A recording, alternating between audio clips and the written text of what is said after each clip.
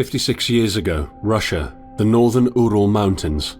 A group of 9 students of the Ural Polytechnic Institute embarked upon a difficult winter expedition to reach the Otorten mountain. Their journey seemed to progress according to plan. However, on the 7th day of their trip, the weather conditions worsened. They lost their orientation and were forced to set up a camp on the slope of the mountain called Kholat Syakhl. It was their last stop. 3 weeks later in Yekaterinburg, when their families received no word of their success, the first rescue expeditions were sent.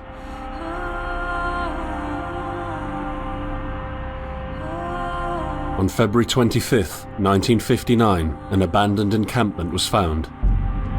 The tent was torn down and covered with snow, with all the group's belongings left inside. Further examination revealed it was cut from inside out. The surrounding footprints indicated the crew had fled the tent. They were barefooted. This suggests a frantic escape, characteristic of people scared out of their wits. 2 sets of prints led to a forested area down the slope. The rescue team found an improvised fireplace and 2 bodies. They were lying in but their underwear, with cuts and scratches to their limbs, suggesting they had tried to climb the tree in panic. What could terrify them so much? The next 3 bodies were found scattered a few hundred meters from the first discovery. One of them had suffered a fractured skull, this despite no evidence of a struggle. It took the spring thaw 2 months later to enable the rescue team to find the rest of the victims. The last 4 skiers were found buried in a thick layer of ice and snow. Their autopsies led to even more bizarre findings. All of the bodies had severe internal injuries caused by an undetermined force, similar to that of a serious car accident. No external damage nor bruises were visible, besides a tongue ripped from one victim's mouth and a strange orange skin color. Much speculation arose from these puzzling events. Such theories included attack from the local tribesmen, from an avalanche, or animals. Each theory, however, only served to create more questions. The truth behind this tragic course of events remains unexplained to this day. What really happened? Maybe the answer still waits to be discovered, deep under the snow.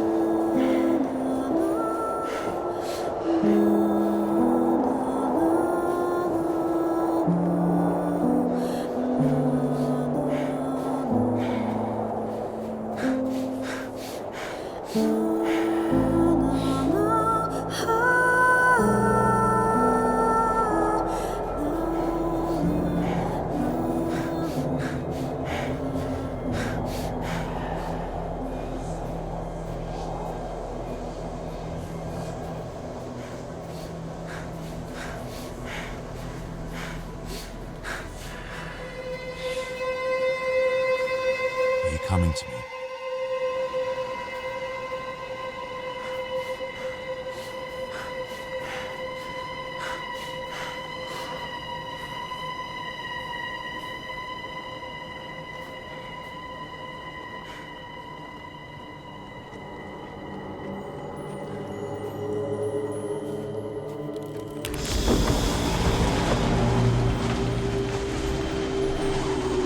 In the end, the only thing I saw was a flash, an insufferable burning light, the pain ripping apart my body.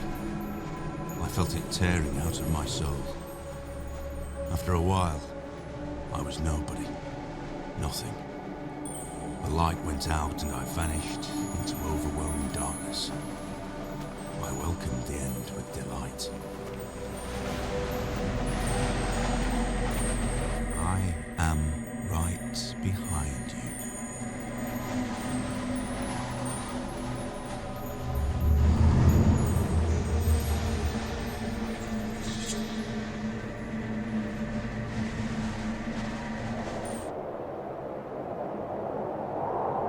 you ever tried to hold on to your humanity when others convince you of being no more than a subject, an object, which they can bend to their will? When they told you that you were a monster that deserved punishment, when you could really not remember your sins, when they took away your loved ones, leaving you to rot in the dark. The problem is that in their darkness, you have never been alone.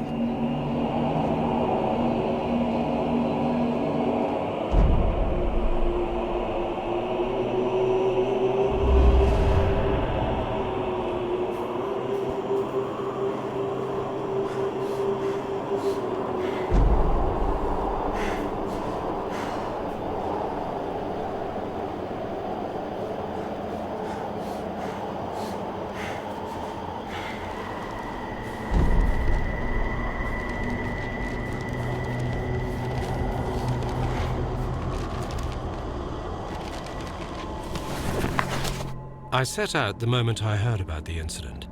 I was in the area, so I reported to the unit myself to be automatically assigned to the case. I arrived at Vyshai on February the 19th, a couple of days before the Institute's rescue group. While waiting for them, I started asking around to see if anyone from among the locals knew anything about the incident. One of them said he had a hunting cabin in the search region and knew the area very well. I decided to use him as a guide. When the rescue team had finally arrived, I explained to them what the unit's role was in this mission and that all discoveries or observations should be brought to my attention before anyone else's. We established priorities, checked the equipment, and set off right away.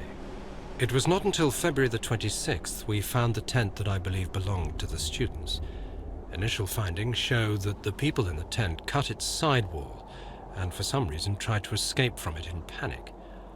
The tracks in the snow led to a forest 1.5 kilometers away. But the trail went cold after 500 meters and we had to carefully search the entire area. This was not a place of any average incident. We had shivers crawling all over our bodies because of the atmosphere surrounding us. I was convinced that something more than just an accident had occurred here. I had the feeling we were dealing with something unnatural.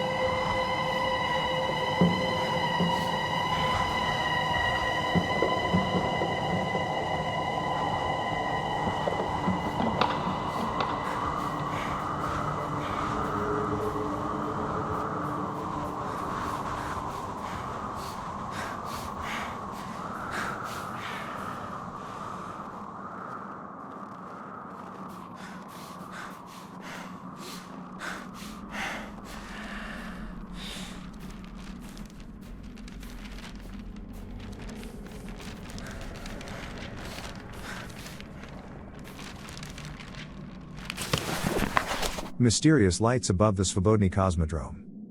Mysterious events in the sky were noted during the night of 4th to 5th July. Witnesses testified they had seen a bright orange sphere, which had crossed the sky above the city several times, moving chaotically and immediately changing its direction of flight. Finally, it stopped and disappeared. Major Jirka, an aviation professional, confirms, "It is impossible for any flying object we know to move like that." The military and Cosmodrome's personnel answered our questions in a short and firm way by distancing themselves to the event, informing there was no activity in that area as well as there were no tests performed.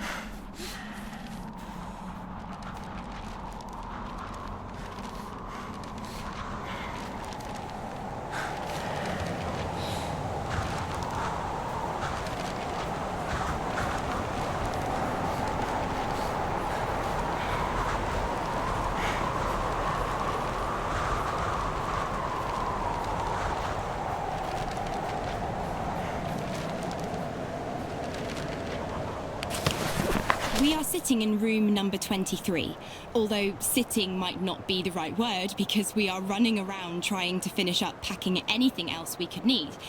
Food cans, tools, essentially whatever we get our hands on. We want to be sure that we took everything we could possibly need. We're running out of time. Damn it, where did I put my belt? I'm sure we forgot about something. We're almost ready. We lost the knife. We're counting the money. We're leaving the room in a complete mess. So, we made it to the train station. We're singing all the songs we know and making up new ones as well.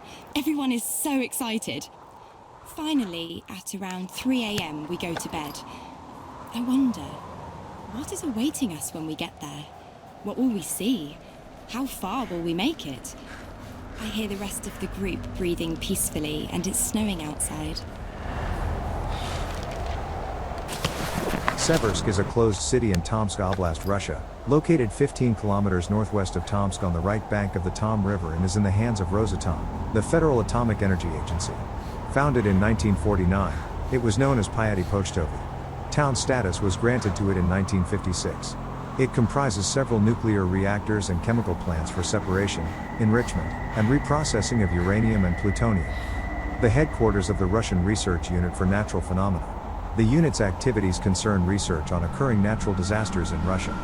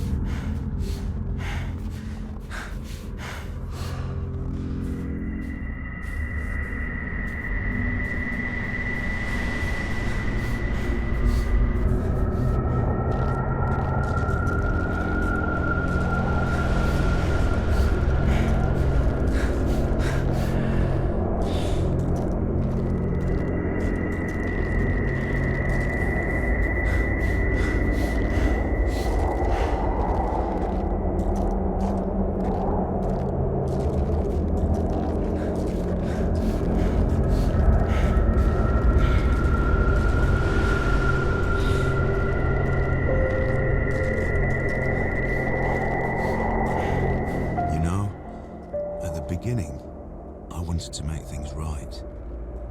I believed God itself touched me. That I have received a chance, a compensation for the evil that was brought upon me. That I understood that it is not God, or good, or restitution. Just a tool of revenge.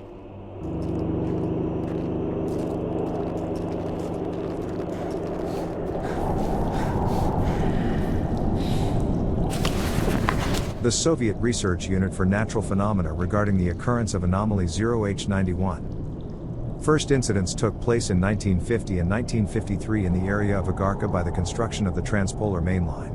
The works were halted and the incidents classified. Any witnesses were ordered to be eliminated. On October 17, 1950, according to witness evidence, at the same altitude as Camp 503, to the west of Agarka city, an emanation of unknown force and source occurred and caused instant death of 42 workers. The bodies literally evaporated and only shadows were left, as the witnesses testified. The incident was sudden and short. The next incident took place 3 years later, on March 14, 1953. Then, also in the above-mentioned camp, a solidification effect occurred. The bodies of 12 workers just froze. After autopsy, they were declared dead. The bodies are still lying intact in Section 12 of the Seversk Research Complex. Are you coming to me?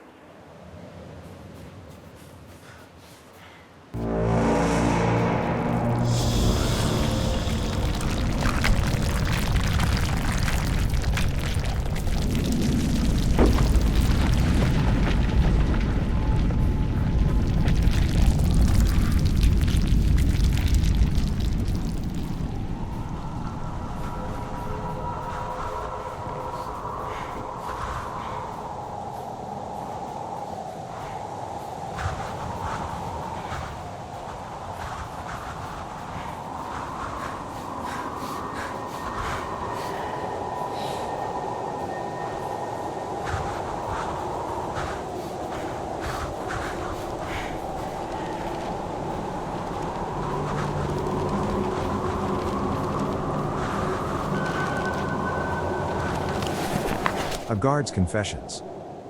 72-year-old Anna N. after years of silence decided to talk about events from her past. She told us, "I am terminally ill and have nothing to lose. I want people to know what harm had been done and all of this in the name science." Anna N. described the place, a science research center where scientists allegedly conducted inhumane experiments on prisoners. There was a special chamber. They had never allowed us to even get close. It was guarded by soldiers. Although, I did see people that were taken there. Not many came back. I kept in touch with one of them. I asked what they had been doing there and why so few come back out of there alive. He looked at me terrified. He said, "Anna, have you ever seen nothingness? A deep emptiness with no end?" I was there. I stood above the collapsed valley of the universe. On the border between reality and unreality. There's an abyss there. A gigantic well with no bottom. A dark cave of hell. And I felt it. It was drilling in my head. Like ticking clock. It looked at me from below. It was sneaking up on me. And slowly started entering me. The darkness. Some time later, the same prisoner gave me a letter to pass on, in which he had begged for help. I was supposed to give it to the press and expose the whole thing. But the letter disappeared. Up until now I don't know what happened to it. Anyway, they would probably cover up the whole thing. We asked the supervisors of the prison unit, to which Anna N. was subject to, for a comment. Vladimir Kronsky, the unit's commander, strongly denied such events took place. He also informed us in a short message that Anna N. was a guard but never worked in the mentioned above center because an object like that simply does not exist. He sent Anna N.'s employee record as proof that in years 1940 to 1950 she worked in Sushanoka prison, also known as Special Object Number 110. She had been let go from this facility due to mental illness. A copy of her health record and medical certificate were attached.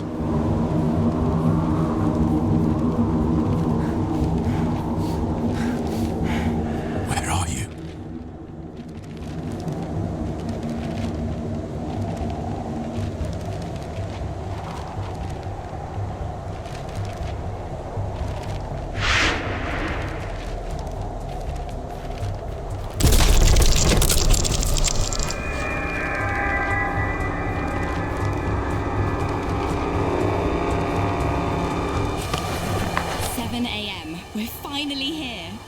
We met a group of Mansi people.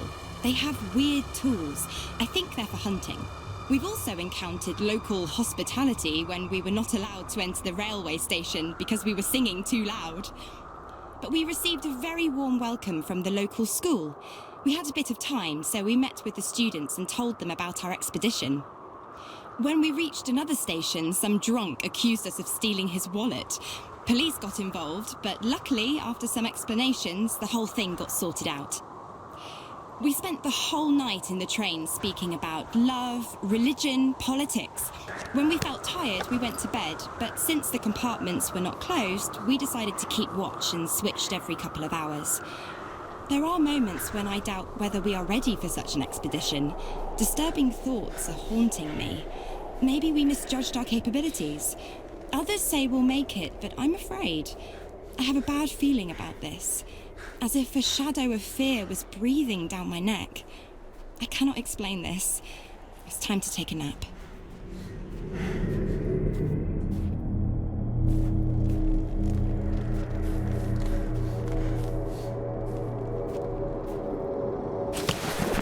We discovered the first bodies by the pine trees.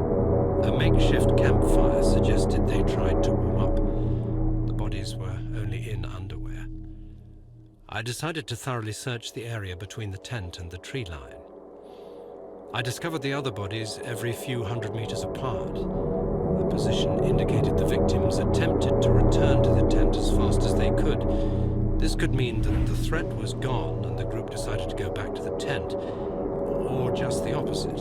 Someone or something appeared from the forest and forced its victims to run. At this point, it is difficult to determine what exactly happened. I have collected small samples from all bodies for further research at the unit's laboratory. I discussed this situation with the rest of the rescue team, and afterwards they focused on the visual inspection of the tent and areas by the trees, and I entered the forest.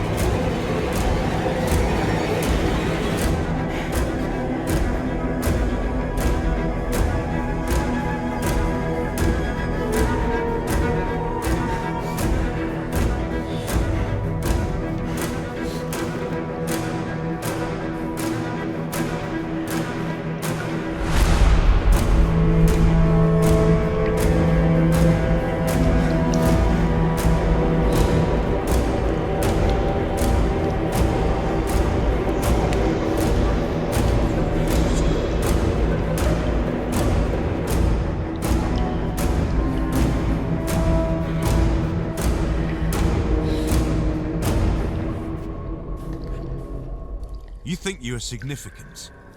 That you will uncover the truth for everyone to see? So you can point the finger at the monster? First, take a look at the mirror.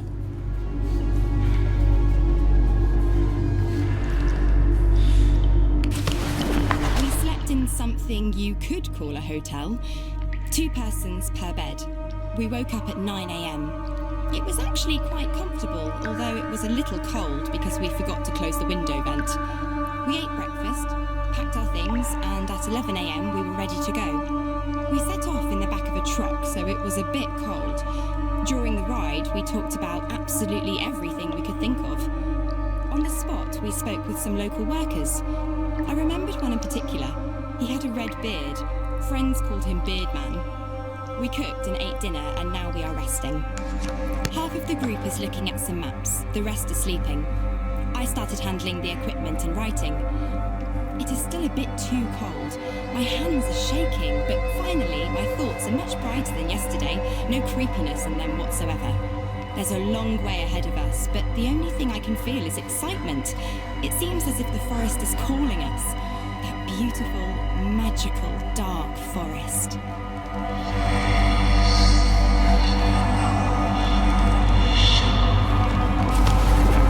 Anomalies do not exist?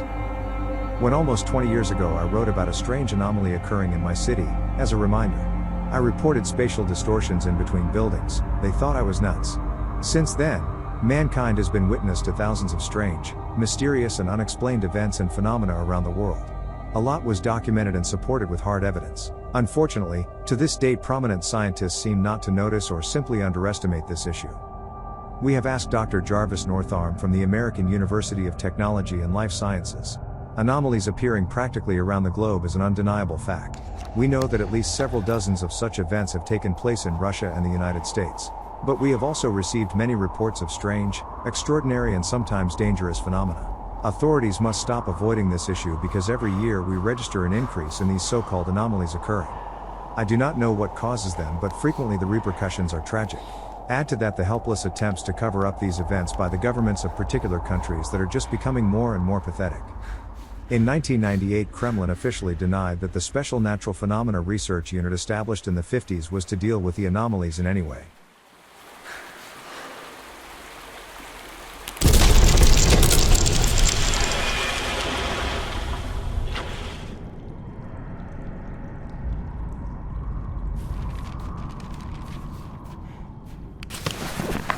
Dr. Grigor Atanaux's testimony on anomaly 0H91. We have never seen such a thing. The activity was off the scale. Energy readings. It was just beyond any reason. I remember Dr. Piatnik. He said he had heard singing. He saw angels appearing from the light. It was clear to us that it was dangerous to stay too close to the anomaly for too long. But we had to conduct more tests. Therefore, we decided to use the prisoners. That is why we created Section 22.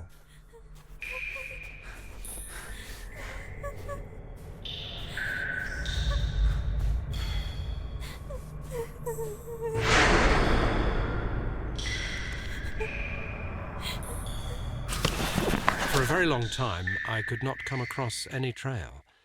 The tracks came and went as if someone was playing with me, as if the victims were moving. And as soon as I was almost sure I had seen something and I would find something new behind the next tree, the trail suddenly went cold.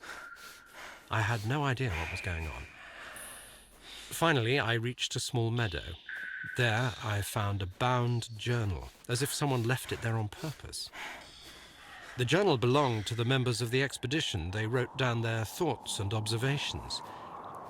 Note, there were also some obscure entries, probably taken down in the dark, concerning the situation they were in. This could shed some new light on the case.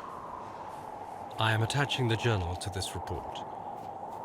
We have to control the conduct of the investigation, and at a certain point stop the information flow.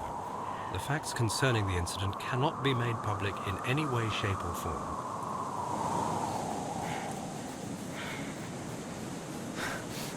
Eons. That's how long I spent, suspended in nothingness. And then this one time, a pale, dim glow filled it. I felt as if some Consciousness started soaking through an orange cloud into my brain, dripping with heavy drops, not letting me pass away nice and peaceful. I fought with myself. I had no strength to open my eyes. And finally, after processing the situation on and on, I realized I have no eyes. The weather is pretty good. We have the wind at our back. We arranged with the locals that they will give us a ride to the location of the second camp. We helped them unload the carts and waited for the horses. At approximately 4 p.m, we set off to continue our journey. We managed to replenish food supplies so we could eat something on our way there. The horses are moving slowly. It's making me sleepy. It's getting dark. The second camp was an abandoned village. We found a house to stay at overnight. In total darkness, we started setting up a fireplace. Everyone cut themselves on nails sticking out of the boards. Apart from that, everything was okay. Then, it all started.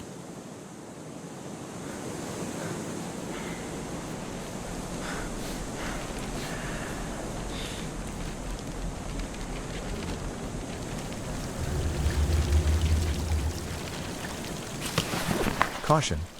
A psychopath on the loose. A dangerous criminal has escaped from the Moscow Mental Institute. We have been informed the man is completely insane and delusional.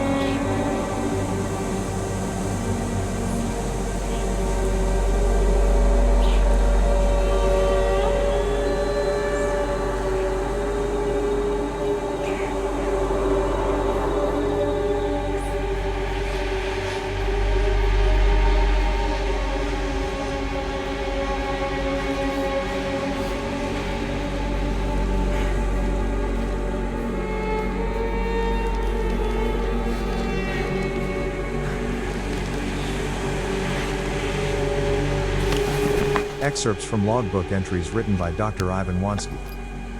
Do you know what we wanted to do? We played gods. Telekinesis, telepathy, group hypnosis, causing mental and physical disorders, creating disintegrated space. Subjects did not even handle a sample of the radiation. The ones that somehow survived behaved as if possessed, communicating with us in different voices, languages that we could not even recognize. And then all of them died, one after another. Some turned into rock and some into ashes. I remember one who levitated, all his limbs twisted and he froze like that above the ground. A long time has passed but it still haunts me. I remember it. I see it happening in front of me every night. Did anyone survive? They later told me that nobody did.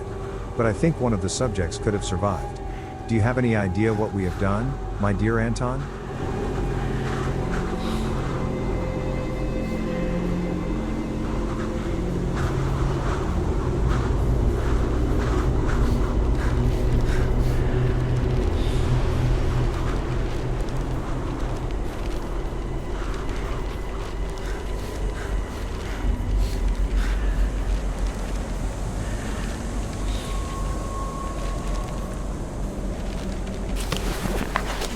Strange sounds coming from the forest did not let us sleep. It's hard to tell what it was. It sounded to me like someone was calling me, but the rest of the group said it had been some kind of humming. We will ask the locals if we meet them again. In the morning, everyone was a bit scared, but after breakfast, our moods improved.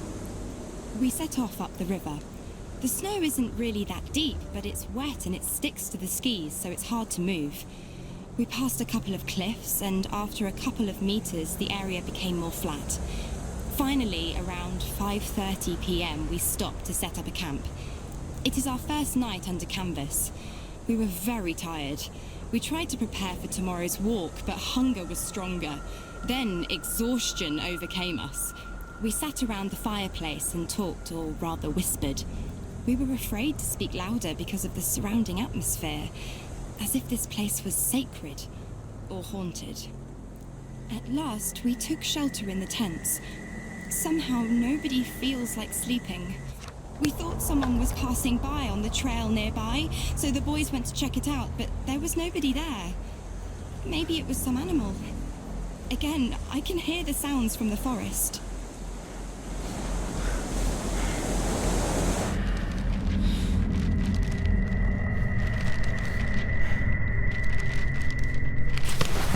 The human being's mind is a curious toy, consumed by pain and madness.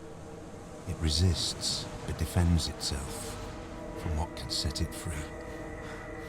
The path to understanding leads through contradiction. We deny one simple fact, the fact that humans are the real monsters. And as such, we should treat each other. Although I had been deluding myself otherwise for so many years, I have finally figured out my true nature. Remember that in the darkness, you are never alone. There is always someone who awaits your fall.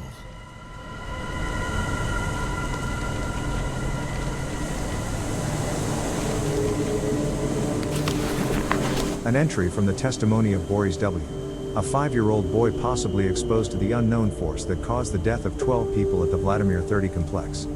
I've seen you in my dream. You asked me about the same thing you are asking about right now. The same man was standing behind you. Boris, there's no one standing behind me. No one's here.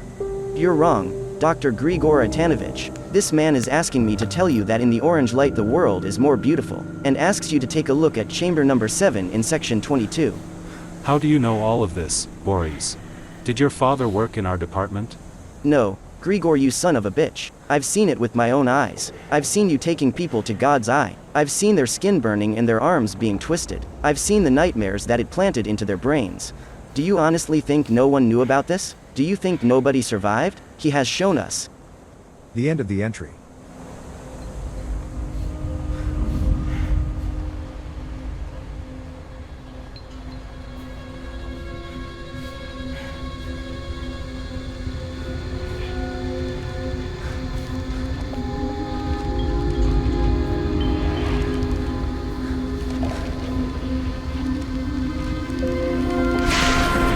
Finally, we made it to the pass.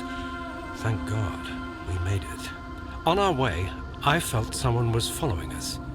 I heard strange whispers around. I sometimes even caught a glimpse of a moving shadow in the trees. There were moments I could feel someone's breath upon my shoulder, but when I stopped still, hearing the snow crunching under one's boots, and turned around, there was nobody there. I had the impression this is a place of some horrid altar of madness. Nothing is as it should be. Or it's some kind of a nightmare. And then we found the bodies. Something told me not to look, but it looked like something was sticking out. Or maybe there was just some voice in my head which kept repeating, "Go down there, go." I can hear it clearly even now. So I went down and found the remaining 4. The way they looked, what on earth could have happened to them?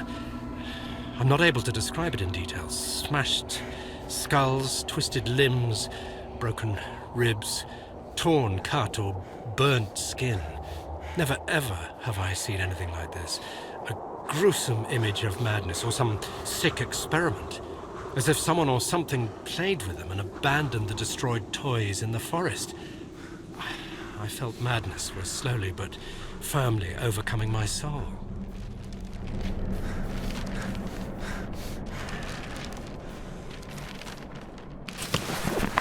Alive corpses on Siberia. Was there a top-secret facility where scientists worked on reviving the dead? Several elements would suggest that this is the case. We are in Inya, a town in Siberia. Here there was supposed to be the institute where decades ago the most brilliant minds were to accomplish the impossible, revive corpses. Nowadays, in place of the complex there are only ruins. It is difficult to determine what exactly was there. Till this day, we can stumble upon things resembling medical equipment. But it is clear there was no hospital here. As the elder locals recall, one day the military came, marked out an area, set up a construction site, and it took them several years to build it. One building after another. People were happy because there was work. But as soon as they finished, the military surrounded the area with barbed wired fences and forbade to even walk in the vicinity. I remember trucks pulling up and soldiers unloading some equipment.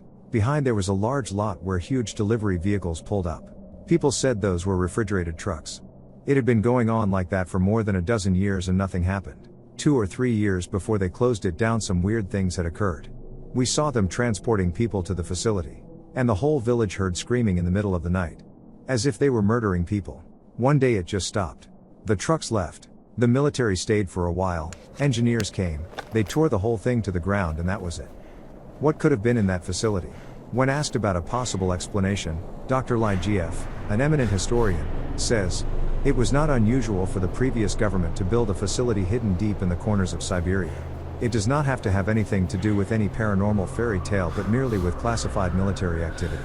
Although historical sources remain silent about Enya village and any military facilities or scientists in this area, it totally contradicts the inhabitants' stories." We became aware of existing documents that could shed light on the case.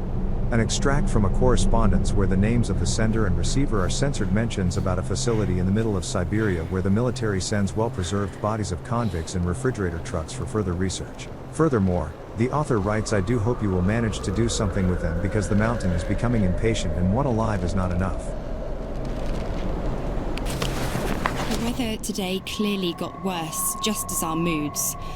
We're all a little scared of what happened last night. There were even some suggestions of going back, but that was outvoted. We set off at around 10 a.m, going the same Mansi trail as we did earlier. We encountered a small camp of a local hunter during our hike. We asked if he had hunted the other night, but he said no. He told us a story about a ghost prowling through the forest in the form of a bright fog. Obviously, this did not make us feel better. We kept on going forward. Today, the hike was slow and difficult. The visibility is close to zero. The temperature dropped to -24 centigrade. Around 4 p.m, we had to start looking for a place to set up a camp. We found a good spot on the verge of the forest, covered from the wind. As exhausted as we were, we began setting it up. We were too tired to dig up a hole for the campfire. We ate dinner in our tents. We had no strength for any discussions or thoughts. At night, I clearly heard someone walking around the tent. I heard them whispering my name. I do not want to talk about it with the rest of the group. They'll think I'm going crazy.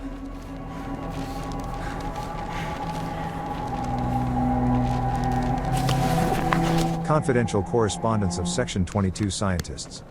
I tested subject number. They did not show any supernatural skills. You had to make a mistake. I agree with you, the second tests did not show any skills. We may deem the experiment concluded and unsuccessful. The subject should be removed. We will prepare transport to Vladimir, 30. Please destroy all documentation and correspondence.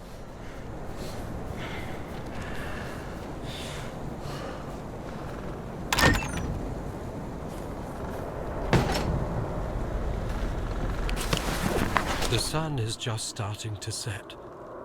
I see it like I am there myself, as if I'm standing there in the middle of the forest. I'm not sure what is going on with reality. I'm writing with my own blood on a tree. My own name. Anton. No, not mine. His. The sun is just starting to set. Orange mist. Orange mist all around. I see their bodies coming out of the woods. I hear a scream. A horrific scream of terror. Is that my voice? I think it is. Where's Anton? Where did he come from? How did he get in? The sun is just starting to set. He's in me. He's in my head. He's coming in through my eyes. The eyes are windows to the soul. He has no soul. Where is Anton? I am dropping in a bottomless abyss, falling into the past. Dead and rotting hands are catching me on my way down. I can feel them whisper into my ear.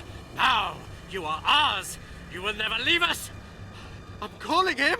I'm calling Anton! Where is Anton? I don't know. I see nothing. My eyes are overflowing with blood. I have to escape. I have to run away. I have to start running. The sun is just starting to set. I can see you.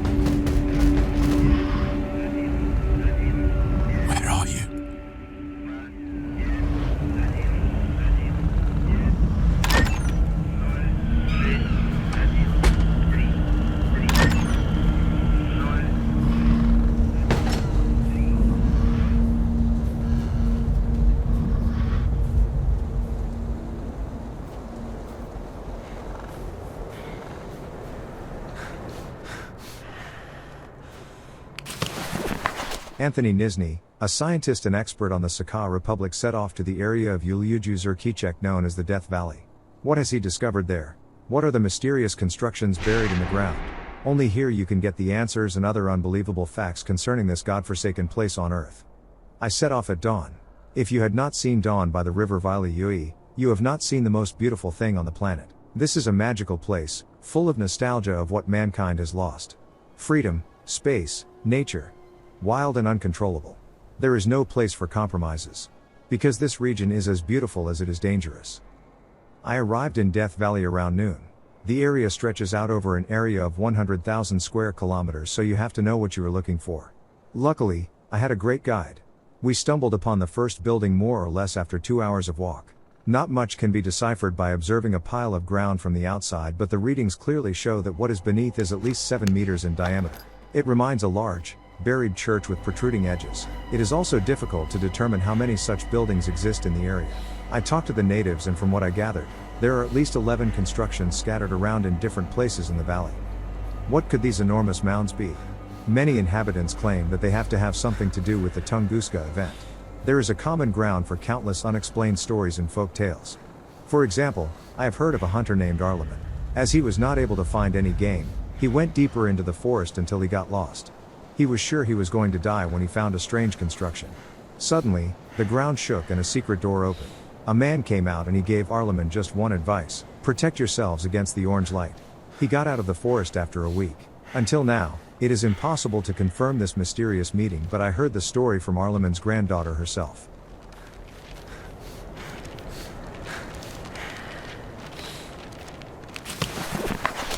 We set off quite late today. I think everyone heard something at night, but they are afraid to admit it. I walked around the tents, but didn't notice any tracks. We didn't talk too much. We barely hiked 2.5 miles. We got the impression that something clearly changed around us. I felt someone was observing us, and I think the others had a similar feeling because they mentioned the hunter was heading in the same direction.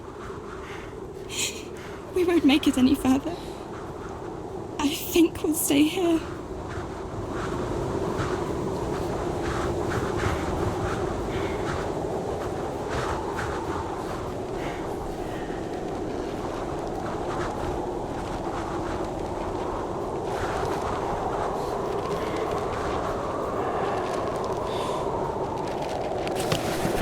Seversk. Recording. Confidential. Dmitry Ivanovich, 54. First, we had heard a snap, like a tree being brought down. I told to go check it out because it seemed the sound was coming out of the chamber. Stood up and went to check the readings. He said everything was fine. And then the doors started to bend. Bulge. As if you'd been pumping a balloon. Finally, the doors just burst into the room, straight off the frame. Poor was standing in front of me and those doors just wiped him out. I saw everything in slow motion. I thought someone was soon going to enter the room, the military, or maybe we were being attacked by the Americans. But nobody came. Only buried his head in his hands and started screaming like a wounded animal. I will never forget the sound of that scream. Then he stood up, turned his back to us, and his head spun around. He stood like that looking at us. I don't know how much time had passed. Maybe a second, but for me it was an hour. I shouted to run, save yourself. Then finally fell to the ground and jumped to his feet as if he wanted to say something, but his face, I don't know. Inspector, I think I've gone mad. Please continue, Dr. Dimitar Ivanovich. His face started falling apart, part by part like fragments of a broken porcelain mask. Then objects started levitating, desks moving. We heard screaming and loud banging. Everyone started screaming. I screamed too. I felt like, something was boiling inside of me. I had to escape. I started crawling. There was something spilt on the floor. I kept on crawling through it. I remember closing my eyes and moving forward from memory. I could only hear roars and screams. Until, finally, something exploded and everything went quiet. I don't know how much time had passed when I lied motionless on the floor. At last, I opened my eyes. But it was dark all around. I felt crawled to the corridor. I slowly stood up and saw that at the end of the tunnel the red emergency light was barely flashing. I began moving towards the end of the tunnel every now and then, stumbling on something. When I came close to the light, I froze. I closed my eyes again. Dimitar Ivanovich, you're doing great, please continue. Yes, of course, I apologize, but I don't know. I closed my eyes because I couldn't believe it. At the end, the corridor went sideways to the left and right in both directions. There were people standing, melted together, with objects, with the walls. Like mixed up. As if someone took a large spoon and stirred a part of the world.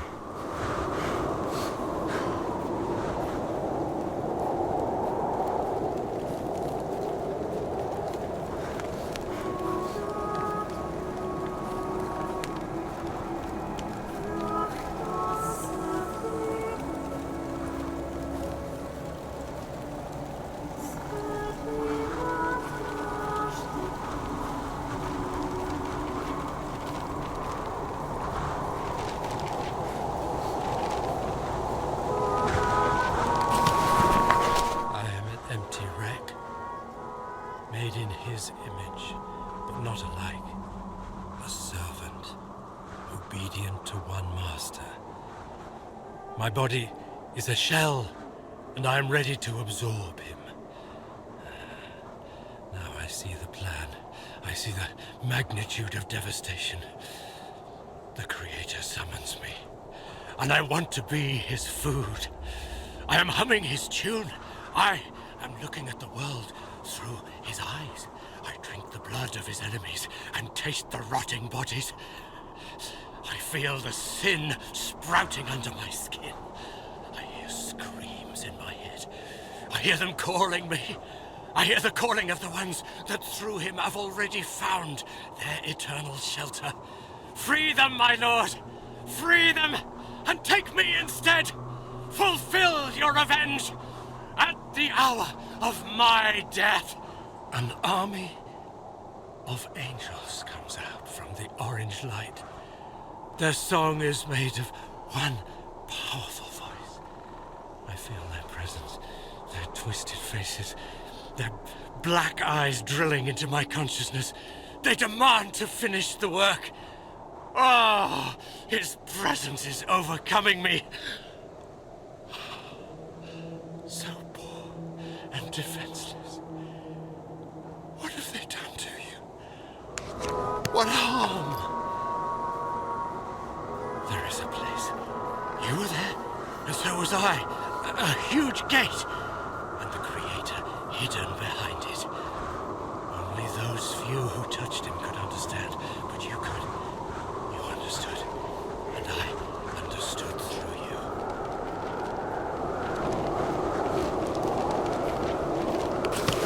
The Human Psyche, Dr. Wojciechowski on Delusional Disorders.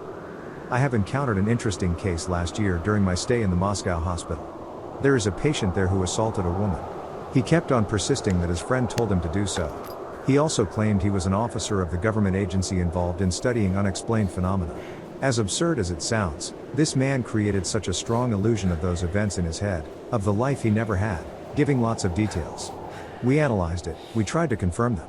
Of course, there was no reflection of reality in any of it.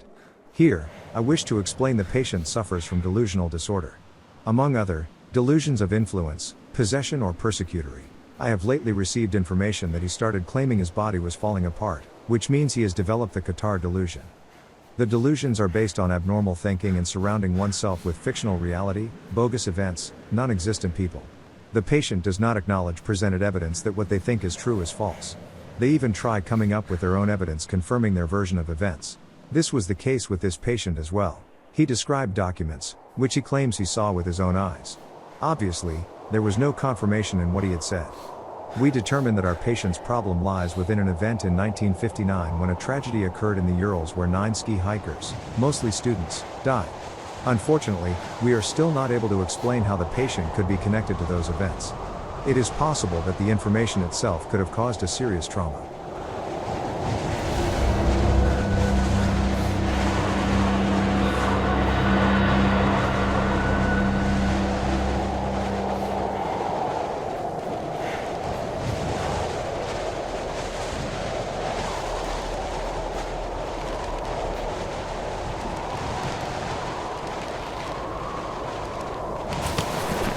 Then we saw lights in the sky, a lot of lights. Orange spheres were hovering over the whole area and it seemed the strange orange-red fog was coming out of every crack. We saw a man who came out of that light. I remember I started shouting. And he came up to him. My Anton.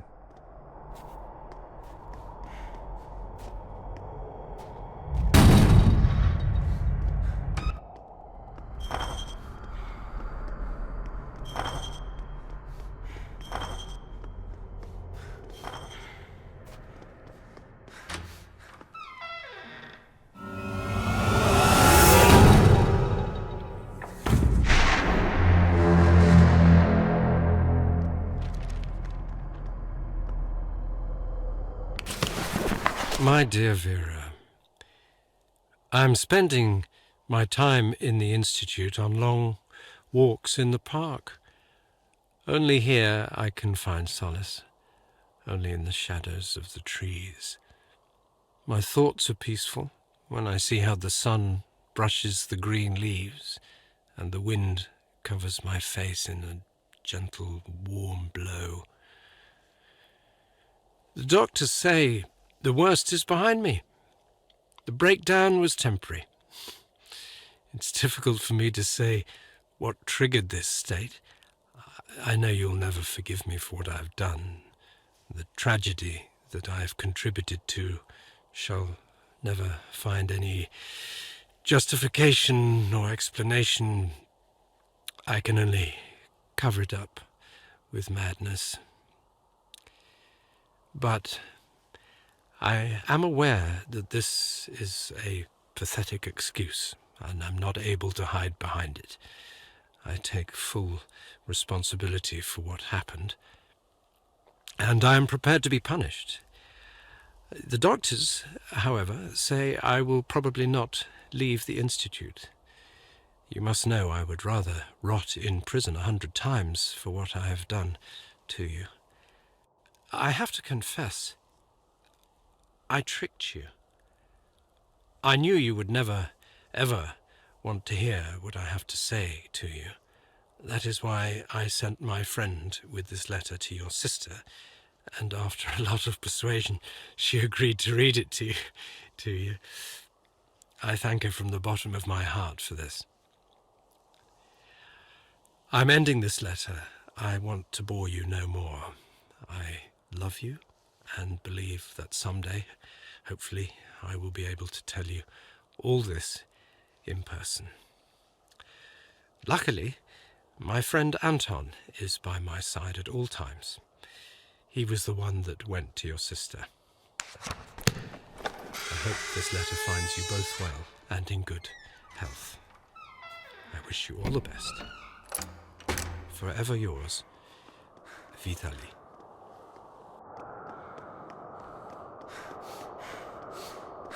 Time does not heal wounds, as I've recently learned. This truth was pounded into me by pain, cruelty and lies. I learned from this. I remembered. It nearly touched the essence of my understanding, becoming the revelation of truth, when they dragged me down the corridor with my shattered bones. when they operated on me to observe the misplacement of my organs, when they put the worst nightmares into my head, when they closed me up, put me together again and revived me over and over to test the limits of my endurance. And when finally, after so many years, they told me my wife was dead. Time does not heal wounds.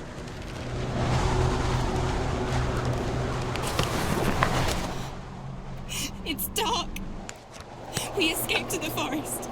Something tried to get in the tent. We heard strange sounds and an orange light. We are not going to escape from this. We are going to die. I don't know what's going on. I wanted to try, but I can't.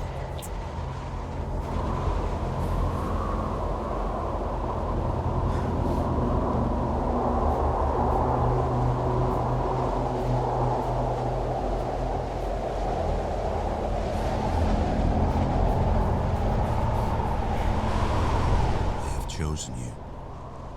You were remarkable, just like me. But you are losing your mind, my friend. You're slipping slowly into the abyss, and there is no one to give you a hand. And at the bottom, I am the only one waiting for you.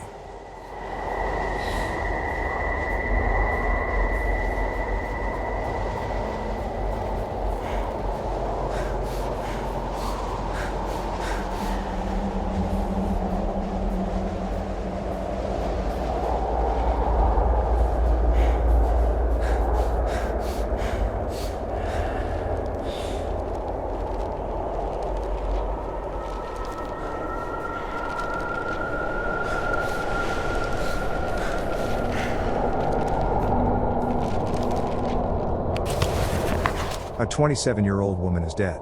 The murderer mutilated her. Overnight from Friday to Saturday in a house in the center of Moscow, the body of 20-year-old Victoria R. was found. The victim had multiple injuries as well as serious harm afflicted to the eyes. The perpetrator has not been caught yet. No traces of forcible entry were noted. Doors to the apartment as well as all windows were closed from the inside. Victoria R. was the sister of 35-year-old Viera R., who was similarly injured by her partner, Vitaly G. Detectives ruled out his connection to the crime committed due to him being locked up in a mental institution.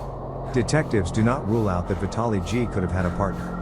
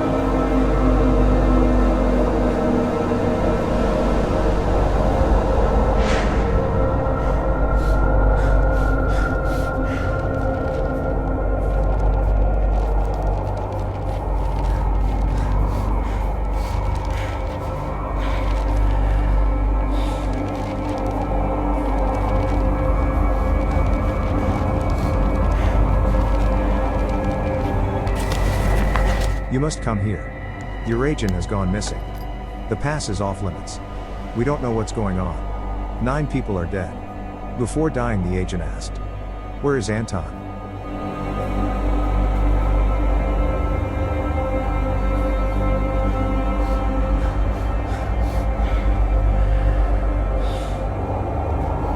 You have to go faster. I don't have a lot of time left. You have to hurry. Find the way. Find me, or I'll unleash hell upon you.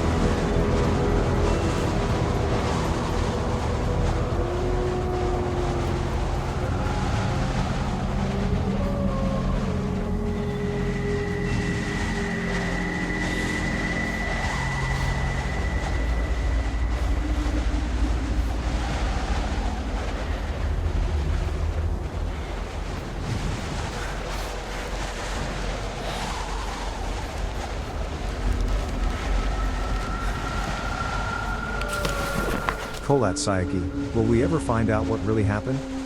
Another anniversary of the mysterious incident on the east shoulder of the mountain Kholat Syakhl in the northern Urals passes by, and we are not even a millimeter closer to finding out the truth about the tragedy. Many different hypotheses created throughout the years caused the truth to disappear. A sudden avalanche? Natives attack? Military tests? Or maybe, as some suggest, contact with an extraterrestrial civilization. What exactly happened at the night of February 1st and 2nd, in 1959? Whatever it was, it is crucial we remember about the 9 young people whose lives were prematurely ended.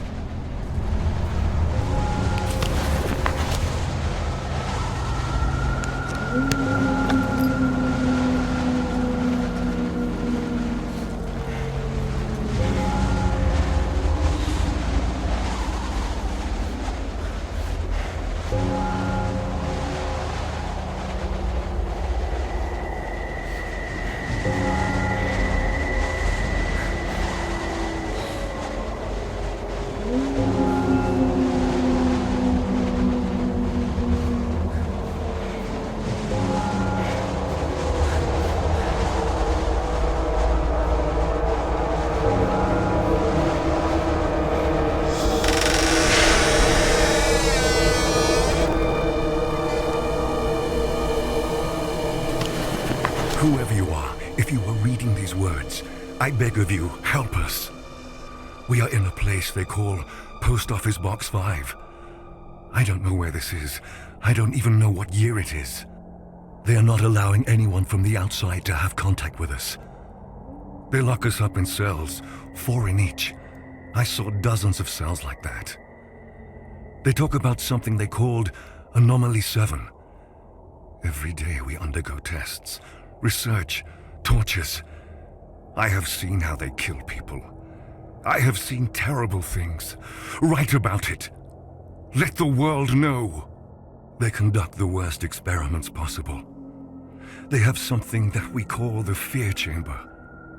There is no way to say what will happen to the person that ends up there.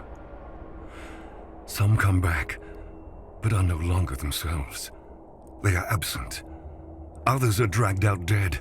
Only few stay sane. I have seen a bright orange light which spoke to me in demonic voices and showed me things worse than any nightmare you can possibly dream. Sometimes people come out of there with broken bones, mutilated, crushed, irradiated, dismembered. I can't take it in anymore. Take away these images. There is a scientist amongst us.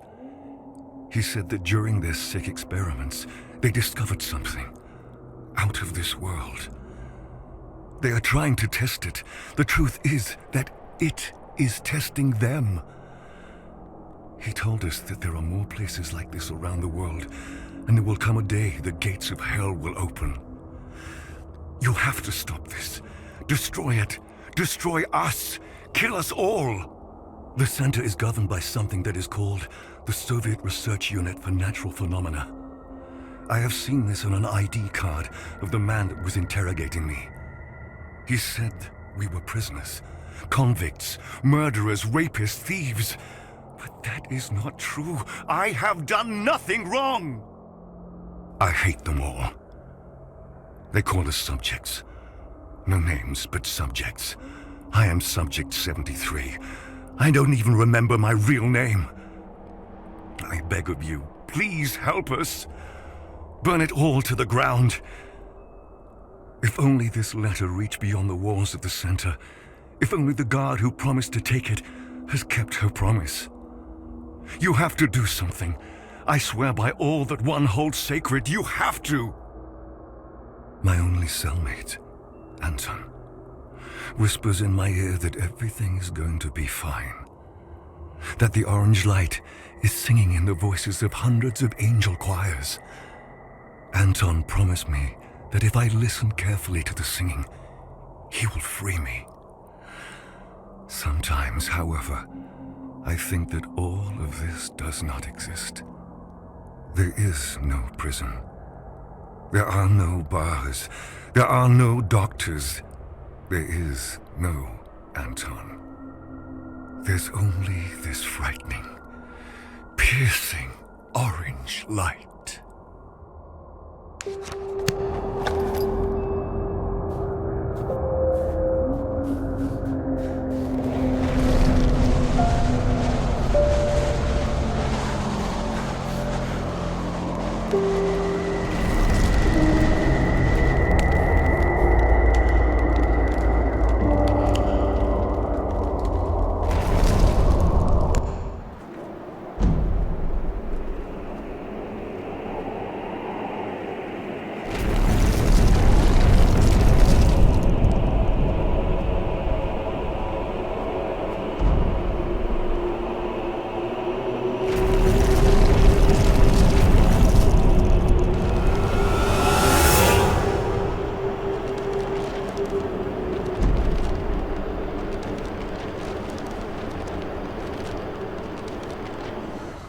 And so, we have reached the end.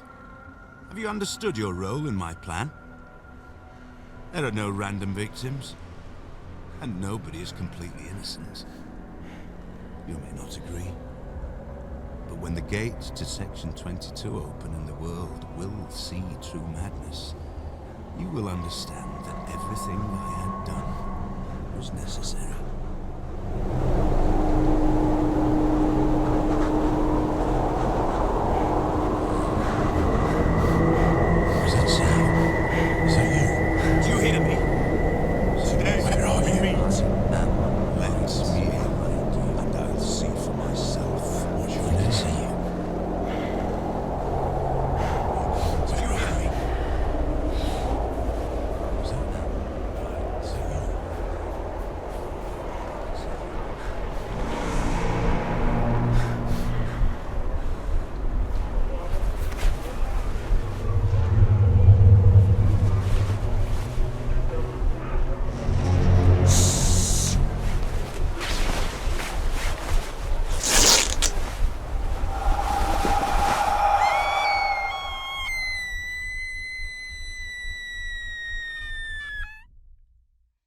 Doc? Doc, can you hear me? It's Anton. That's enough for today. The patient's results are deteriorating. Let's disconnect him. Shit! Turn it off! Quickly! Do it! He can hear us!